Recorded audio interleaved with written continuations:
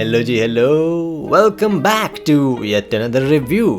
New day, new movie, new बकचोदी। Once again मैं try करूँगा एक स्पॉइलर फ्री रिव्यू देने का। अब देखो कितना होता है कितना नहीं पता नहीं, बस देख लो, ठीक है। सो ट्रेलर देख के obviously I had my theories and my doubts, and considering those this movie and my experience in the theatre was quite a bit of a roller coaster कह सकते हैं, क्योंकि एज ऑलवेज ट्रेलर में movie का basic plot and basic flow तो reveal कर ही दिया था, तो there was not too much to expect apart from the execution and exposition. तो जैसे जैसे मूवी के हाई पॉइंट्स आए ना, वैसे वैसे कुछ लो पॉइंट्स भी आए। बट अगर तुम्हें देखो ये जाके मूवी देखनी है और अगर इच्छा है जाके देखने की, तो शॉर्ट में पहले ही बता देता हूँ कि एज अ सीक्वल टू स्त्री this movie is fairly good. ऐसा नहीं होगा कि तुम थिएटर जाके बोर हो जाओगे। This will for sure be fun, चाहे दोस्तों के साथ देखो, घर वालों के साथ देखो, बंदा बंदी के साथ देखो, you will enjoy it definitely. तो प्लान अगर है तो जाके देख के आओ, फिर कमेंट से बकचोदी करते हैं। और अगर देख ली है तो आ जाओ यार, करते हैं रैंट। सो स्त्री का जो प्लॉट था वो तो पता होगा ही, नहीं पता तो ये जाके देख लो यहाँ पे। तो सिंस अभी भी स्टोरी सेम भूत के अराउंड रिवॉल्व हो रही है, तो अंडरस्टैंडेबल है कि प्लॉट कुछ हद तक सेम तो हो ही सकता है in terms of how to deal with the भूत। तो उसको अगर समझ के देखें तो मूवी के फर्स्ट हाफ में मुझे बड़ा मज़ा आया, लाइक जेन्युइनली बड़ा मज़ा आया, mainly because of the comedy obviously. बस अब दिक्कत भी यही है कि सिंस मूवी हॉरर कॉमेडी थी, तो अब इसमें कॉमेडी तो अच्छी कर दी, लाइक जोक्स अच्छे थे, चीज़ें अच्छी थी, हरकतें अच्छी थी, गेटअप्स एंड सेटअप्स अच्छे थे, फनी थे सारे। बस उसके चक्कर में हॉरर नहीं हो पाया।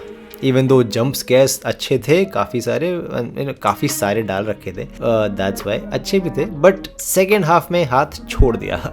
मेनली बिकॉज सरकटे का आतंक तो है, लेकिन अब वो आतंक ख़त्म करने का तरीका मुझे काफ़ी वीक एस लगा। प्लस जो फाइनल फाइट हुई उसमें भी मज़ा नहीं आया, क्योंकि एट सम पॉइंट एक तरह से कुछ भी हो रहा था, like okay but where is this leading, क्योंकि by the end of the movie तुम्हारे पास जवाब कम और सवाल ज़्यादा होंगे। क्योंकि सीन यही है ना कि जो चीज़ तुम फर्स्ट पार्ट में कर रखी है तुमने, तुम वो सेम कैरेक्टर्स के अराउंड सीक्वल बना के क्या अलग कर लोगे जो रिपीटेड ना लगे, so that was a challenge. But वो कहीं कहीं इन्होंने बढ़िया किया, बट कहीं कहीं पे it did not hit the right spot. जैसे कि सबसे मेन चीज़ विकी बीइंग दी चंदेरी का रक्षक, सो इस बार भी उसी को कुछ ना कुछ करना पड़ेगा भूत को भगाने के लिए, बट कैसे करेगा, that whole question is on repeat. Then comes the antagonist का प्लॉट। अब स्पॉइलर अलर्ट, अगर स्त्री को मारा था एक हरामजादे आदमी ने जिससे वो भूत बन गई, फिर स्त्री के भूत ने मारा उस आदमी को जिससे वो भूत बन गया, फिर विक्की ने स्त्री के भूत को मारा जिसके बाद उसकी आत्मा गायब हो गई, लेकिन फिर इस मूवी में सरकटा भूत बन के आ गया, तो उसको मारने के लिए स्त्री वापस आ गई भूत बन के, फिर दोनों भूतों ने राड़ा किया लाइक क्वाइट अवेंजर्स स्टाइल में, और फिर सरकटा मर गया, स्त्री को मुक्ति मिल गई। लेकिन अब सरकटे का भूत निकल के पहुंच गया एक कैमियो वाले बंदे के पास, that is spoiler once again, Akshay Kumar के पास। तो ये इन दोनों भूतों का लूप खत्म कहाँ होगा और कैसे होगा, है दैट इज द क्वेश्चन। फिर चलो इसको साइड में रख भी दे, तो पार्ट 1 में हमने श्रद्धा की बैक स्टोरी का पता नहीं चला हमें, ठीक है, ना उसका नाम पता था ना पता था,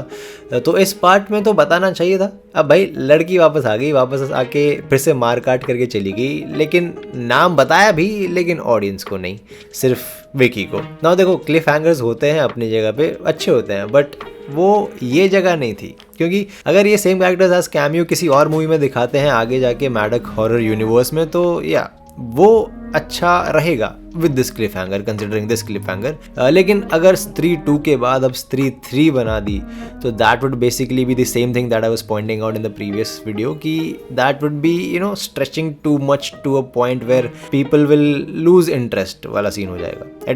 at least I wouldn't be that interested in Stree 3, क्योंकि अगर स्त्री 2 में तुमने ऑलरेडी वो कैरेक्टर दिखा दिया है और इतना पॉइंट तक, इतने आगे तक जा ही चुके हो, बैक स्टोरी आधी तुम बता चुके हो, तो बाकी की आधी बताने में क्या दिक्कत है ना भैया। ओके लोग बोलेंगे कि हाँ it's quite a bit of self explanatory thing, but then still अगर तुम दे ही रहे हो और तुमने अगर इतना लंबा सस्पेंस रखा ही है किसी एक पर्टिकुलर कैरेक्टर के लिए, तो थोड़ा एक्सपोजिशन तो बनता है definitely. But yes there are a few things जो उन्होंने नई इंट्रोड्यूस करी हैं related to Vicky, related to his spoiler alert, his power in this whole Maddock horror universe.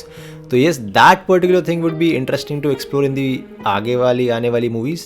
But या लेट्स सी अब कहाँ कहाँ कौन सा कैमियो बनता है, देखते हैं. And while we are talking about cameos, let me tell you, all the cameos are genuinely quite good. Even audience ने भी हुट किया था, मैं खुद हुट कर रहा था बैठ के, मज़ा आ रहा था. बट देन अगेन एक कैमियो क्लाइमैक्स में पचका खा गया और दूसरा कैमियो अपने खुद के आउटरो में, जिसके चक्कर में उसके उस कैरेक्टर में मज़ा नहीं आया. Even though the start was good, मुझे मज़ा आया कि हाँ ओके जो कैमियो है आ रहा है बढ़िया से अपनी डिलीवरी कर रहा है एंड एवरीथिंग, वो उसमें मुझे मज़ा आया. But then few dialogues were just bad which took away from the scene and the comedy. तो अब स्टोरी की बात हो गई है लगभग, कह सकते हैं, मतलब जितना मुझे याद था, जितना मुझे दिमाग में आ रहा है राइट नाउ, उतने उसके हिसाब से स्टोरी की बात हो चुकी है. तो एक्टिंग की भी कर लेते हैं. And as we were expecting, yes, सभी कैरेक्टर्स की एक्टिंग अच्छी थी मूवी में ऑब्वियसली. इवन दो श्रद्धा का स्क्रीन टाइम कम ही था, मतलब एज इन एक्शन में ज़्यादा, नॉर्मल कॉन्वर्जेशंस में थोड़ा कम. She still did a good job. But the one who stole the show for me was Abhishek Banerjee. बंदे ने दिल से रोल किया है पूरी कंसिस्टेंसी के साथ. मज़ा आएगा, मतलब बाकी किसी को देख के आए ना है, इस बंदे को देख के जरूर आएगा. Oh and one more thing, yes, जो कि काफ़ी कन्फ्यूजिंग थी, स्पॉइलर अलर्ट वंस अगेन, कि एक मिड क्रेडिट सीन में वरुण धवन को श्रद्धा वाले कैरेक्टर में इंटरेस्ट आ रहा है एंड वो जाना को बोल रहा है उसकी सेटिंग लगवाने को. I don't understand what they are trying to set up here, but जो भी है इतना मज़ेदार तो नहीं लग रहा and like as of now. And plus I believe it is quite unneeded as of now, क्योंकि श्रद्धा के कैरेक्टर को स्पेसिफिकली अगर देखोगे तो मतलब जिस प्रकार से उन्होंने जो भी बैक स्टोरी अभी इस बार दिखाई है उसके हिसाब से they should leave this character, drop this character now. If not then, मतलब क्योंकि अगर एक प्रॉपर एक्सपोजिशन देते, प्रॉपर एक्सप्लेनेशन देते, बैक स्टोरी देते तो समझ में आता भी था. But with the amount of information right now they should either drop this character, and if they are not willing to drop this, then the love triangle kind of situation is very stupid मेरे हिसाब से. And yes, अगर just for a comedic relief अगर वो कर रहे हैं तो अंडरस्टैंडेबल है, बट ठीक है.